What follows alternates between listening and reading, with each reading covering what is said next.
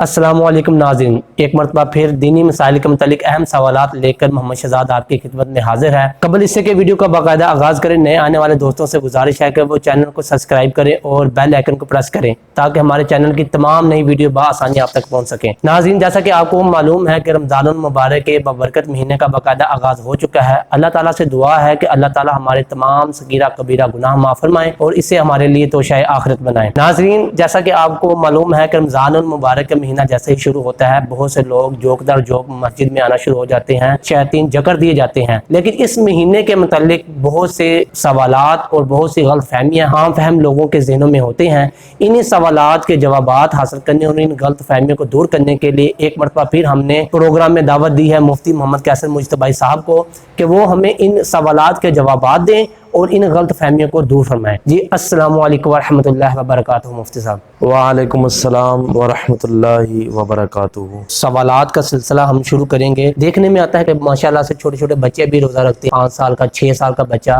रोज़ा रखता है। तो इस सिलसिले में हमें ये बताइएगा कि रोज़ा किस उम्र में फ़र्ज होता है। इस सिलसिला में कुछ लोग अपने बच्चों की रोज़ा कुशाई भी करते हैं, क्या ये जायज़ है? आपका पहला सवाल ये है कि रोज़ा किस उम्र के अंदर फ़र्ज होता है। इसके मुतालिक उलमा किराम फरमाते हैं कि जिस उम्र के अंदर बंदे के ऊपर नमाज फ़र्ज हो जाती है, यानी 10 साल की उम्र के मुतालिक जो है वो हुज़ूर अलैहिस्सलाम ने भी शाह फरमाया कि जब तुम्हारा बच्चा 10 साल का हो जाए फिर उसे तुम मार मार के और उसे पीट पीट के नमाज की तरफ लेके आओ। तो 10 साल की उम्र के अंदर नमाज पढ़ना भी फ़र्ज हो जाता है और रोज़ा भी बच्चे के ऊपर फ़र्ज हो जाता है। लेकिन यहाँ पे उलमा कराम ने एक आसानी ये बयान की है कि अगर एक बच्चा 10 साल की उम्र के अंदर जिसको मार मार के नमाज पढ़ाने का जिक्र है, अगर वो बच्चा नमाज तोड़ देता है, यानी मजाक के अंदर या किसी भी सूरत के अंदर वो नमाज अगर तोड़ देता है, अभी उसे इतना इल्म नहीं होता, तो अब शरीयत ये कहती है कि उससे नमाज दोबारा पढ़ाई जाएगी, उसे ये कहा जाएगा कि तुम नमाज अपनी दोबारा पढ़ो। लेकिन रोज़ा अगर वो बच्चा प्यास की शिद्दत को बर्दाश्त ना कर सके और भूख बर्दाश्त ना कर सके, उसकी सख्ती बर्दाश्त ना कर सके और वो बच्चा शिद्दत की वजह से रोज़ा तोड़ देता है, अब उसको रोज़े की कज़ा नहीं करवाई जाएगी। आम मसला ये है कि अगर कोई बंदा रमज़ान के अंदर रोज़ा तोड़ देता है किसी मजबूरी की वजह से, तो वो रमज़ान के बाद उस रोज़े की कज़ा करेगा। लेकिन ये 10 साल का जो बच्चा है जिसके ऊपर रोज़ा रखना जो है वो शरीयत ने फ़र्ज करार दिया था, आगाज़ है इस्लाम के अंदर, अब अगर ये बच्चा भूख की शिद्दत की वजह से रोज़ा तोड़ देगा ना, उसके ऊपर कज़ा नहीं उससे करवाई जाएगी, ना उसके ऊपर सख्ती की जाएगी। लेकिन अगर नमाज वही बच्चा तोड़ देता है तो नमाज दोबारा उसकी दोहराई जाएगी, उसे कहा जाएगा तुम अपनी नमाज दोबारा लौटाओ और सही तरीके से उसको अदा करो। और दूसरे नंबर पे कुछ लोग अपने बच्चों की रोज़ा कुशाई करती हैं। रोज़ा कुशाई करने का मतलब ये है कि 6-7 साल का बच्चा, 5 साल का बच्चा, 8 साल का बच्चा कि जो अभी 10 साल की हदूद के अंदर दाखिल नहीं हुआ और उसकी छोटी उम्र है और वालिदैन ने उसे रोज़ा रखवा दिया या बच्चे ने खुद जिद करके रोज़ा रख लिया, अब वालिदैन ये लोगों के अंदर जाहिर करते हैं कि देखें कि हमारे छोटे से बच्चे ने रोज़ा रखा है, तो उस ज़िमन के अंदर फिर लोग अपने रिश्तेदारों को बुला के, मोहल्लेदारों को बुला के फिर वो अफ्तारी करवाते हैं और उसके अंदर ये बावर कराया जाता है कि देखो ये हमारा 5 साल का बच्चा है, 6 साल का बच्चा है, इसने भी आज रोज़ा रखा है, तो हमने इस खुशी के अंदर ये आप के लिए एहतमाम किया है। इसको कहा जाता है रोज़ा कुशाई करना। तो अगर उनका मकसद ये हो कि हम लोगों के अंदर ये जाहिर करें कि हमारे बच्चे ने, इतने से बच्चे ने रोज़ा रखा है और हमारी ख़ानदान के अंदर, मोहल्ले के अंदर, इलाके में वाह वाह हो जाए, इस नीयत से ये जायज़ नहीं है। लेकिन अगर अल्लाह की रज़ा के लिए इफ्तारी कराई जाती है तो फिर इसके अंदर किसी किस्म की कोई कबाहत नहीं है। साहब, इस सिलसिला में अगला सवाल ये है कि जो उल्टी आती है और कै आती है, क्या कै आने और उल्टी आने से रोज़ा टूट जाता है? अगर कोई रोज़ेदार बंदा अपने मुंह के अंदर उंगली डाल के या कुछ ऐसी हरकत करता है कि जिसकी वजह से उस बंदे को उल्टी आ जाती है, कै आ जाती है, तो फिर उससे उसका रोज़ा टूट जाएगा। लेकिन अगर वैसे ही तबीयत کی ناسازگی کی وجہ سے یا طبیعت جو ہے وہ خراب ہے اور ویسے ہی قدرتی طور پہ اگر اس کو آ جاتی ہے، منہ بھر کے آئے، 2 مرتبہ آئے، 3 مرتبہ آئے، اس سے بندے کا روزہ نہیں ٹوٹے گا۔ صاحب یہاں پہ یہ بھی وضاحت کر دیں، جو بلغم یا کچھ تھوک نکل لینا ہے، اس سے بھی کیا روزہ ٹوٹ جاتا ہے؟ ایسا ہوتا ہے کہ نماز کے دوران بلغم آ جاتی ہے، تو وہ بلغم اندر نگلنے سے یا تھوک اندر نگلنے سے بھی روزہ ٹوٹ جاتا ہے؟ بلغم یا تھوک اندر نکلنا، اگر انسان کی بلغم یا تھوک یہ منہ کے اندر ہی ہے اور اس کو انسان نگل جاتا ہے تو اس سے انسان کا روزہ نہیں ٹوٹے گا۔ اپنے منہ سے باہر نکال کے ہتھیلی پہ رکھ کے اگر پھر دوبارہ نکل جاتا ہے تو اس سے انسان کا روزہ ٹوٹ جائے گا۔ لیکن یہاں پہ ایک مسئلہ یہ ہے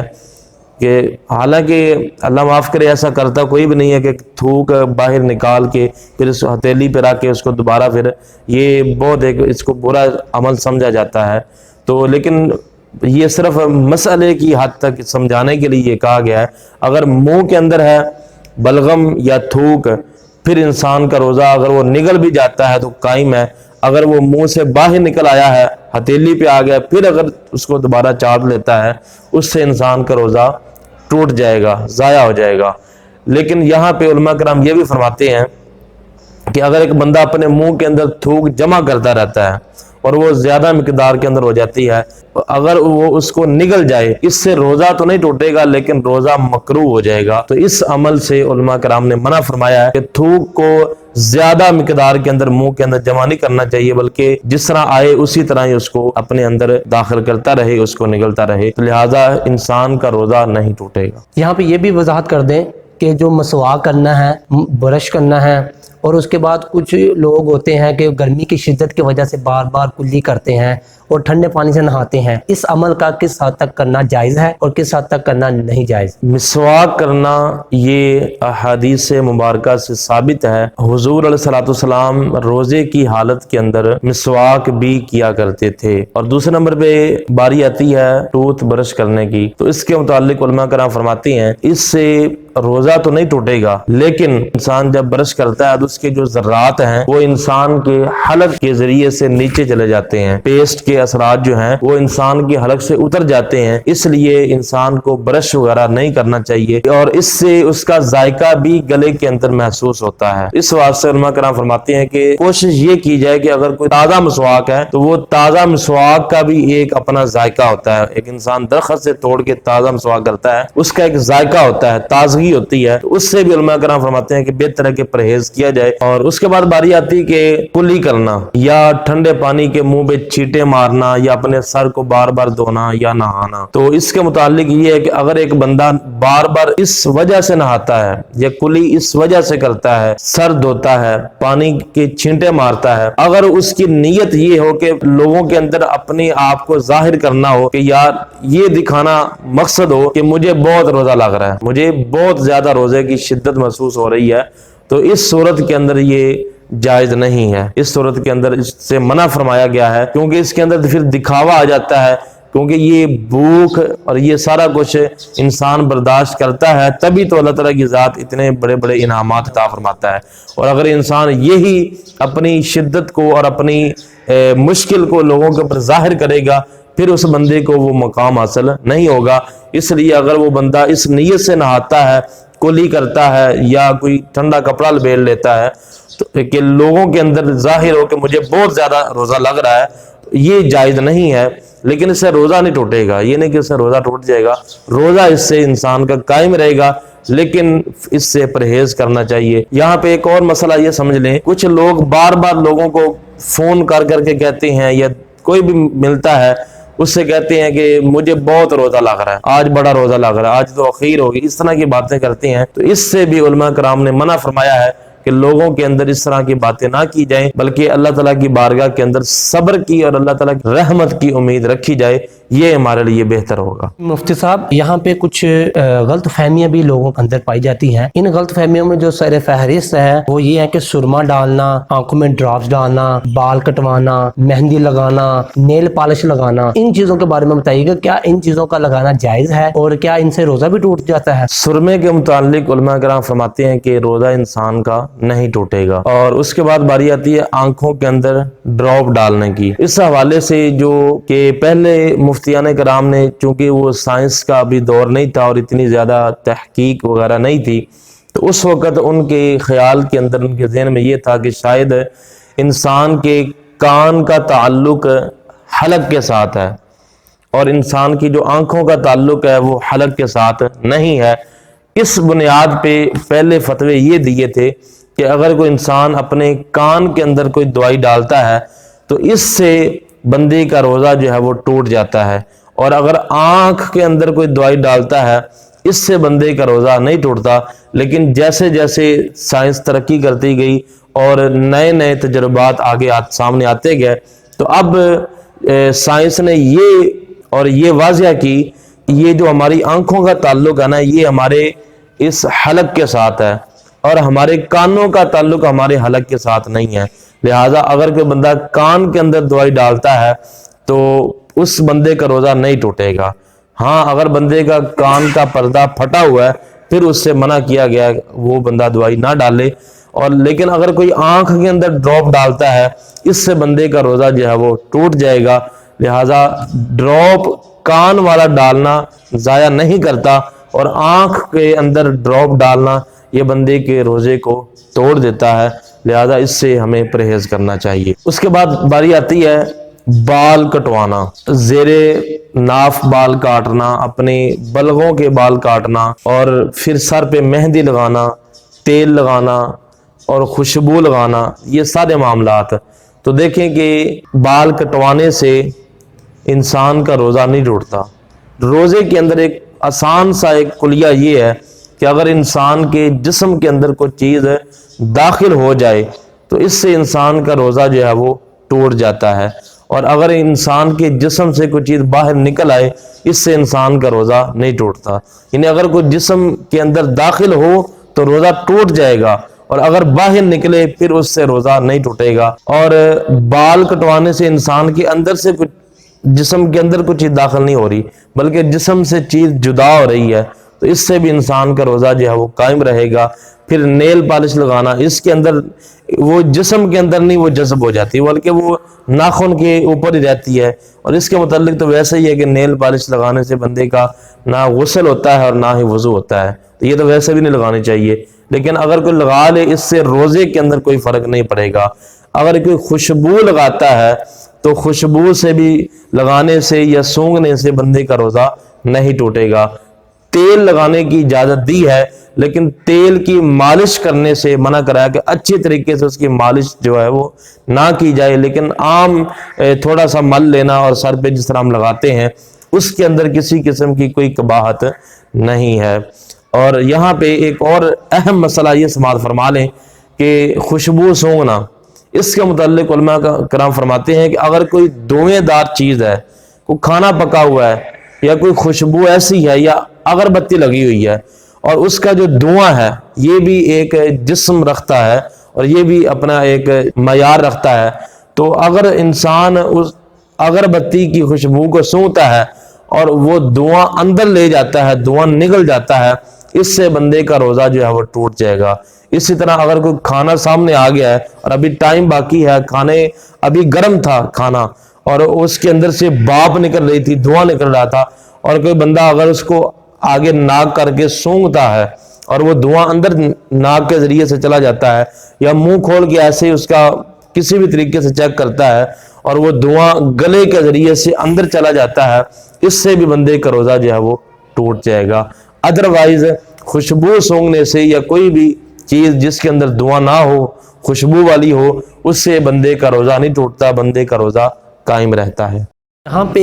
جو سب سے اہم مسئلہ ہے وہ یہ ہے انجیکشن لگانا، انجیکشن لگوانا اور ڈرپ لگانا، یہ تو جسم کے اندر جا رہے ہیں، تو اس کے متعلق بتائیے گا، اس سے بھی روزہ ٹوٹ جاتا ہے یا اس سے روزہ نہیں ٹوٹتا؟ انجیکشن لگوانا اور ڈرپ لگوانا، انجیکشن لگوانے سے انسان کا روزہ نہیں ٹوٹتا، یعنی مجبوری ہو اور انسان کی طبیعت زیادہ خراب ہو رہی ہو، بے ہوش ہونے کا خطرہ ہو یا کوئی مرض کے بڑھ جانے کا خطرہ ہو، انجیکشن لگانے کے اندر کوئی قباحت نہیں ہے۔ انجیکشن لگانے سے بندے کا روزہ جو ہے وہ علماء کرام نے فتویٰ یہ دیا ہے کہ روزہ قائم رہے گا، روزہ نہیں ٹوٹے گا۔ حتیٰ کہ انہوں نے کہا کہ اگر زیادہ ہی کمزوری جسم کے اندر آئی ہے اور اب طبیعت کے زیادہ خراب ہونے کا خطرہ ہے اور زیادہ ہی جان کو خطرہ پڑ رہا ہے، تو اس صورت کے اندر اگر کوئی ڈرپ بھی لگوا لیتا ہے تو اس سے بھی انسان کا روزہ نہیں ٹوٹتا، بندے کا روزہ جو ہے وہ بالکل قائم رہے گا، صحیح سلامت رہے گا۔ یہاں پہ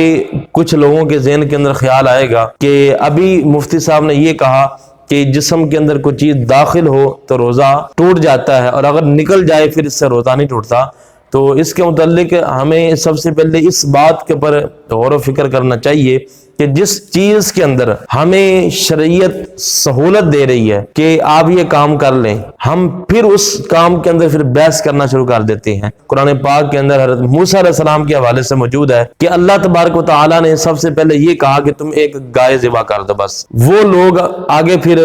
سوال و جواب کے اوپر اتر آئے اور پھر انہوں نے آگے سے ٹھٹا کرنا شروع کر دیا کہ وہ گائے کیسی ہو، اس کی عمر کتنی ہو، وہ کیا کرتی ہو، کیا کھاتی ہو، کیا پیتی ہو، اس کا رنگ کیسا ہو، تو یہ سارے معاملات، اس کے سینگ ہوں یا نہ ہو، اس طرح کے انہوں نے سوالات کرنے شروع کر دیے۔ تو ان کے اوپر اتنا ہی معاملہ سخت ہوتا گیا۔ جو گائے ان کے اوپر شاید 1,00,000 روپے کی لینا تھی، اب ان کے اوپر وہی کروڑوں کے لحاظ سے انہیں لینا پڑ گئی۔ وجہ کیا تھی کہ انہوں نے جو اللہ تعالیٰ نے صرف یہ کہہ دیا کہ تم نے گائے ذبح کرنی ہے، وہ سوال و جواب کرنے شروع ہو گئے، اور جب جیسے جیسے وہ سوال کرتے گئے ان کے اوپر شریعت سخت ہوتی گئی۔ اب یہاں پہ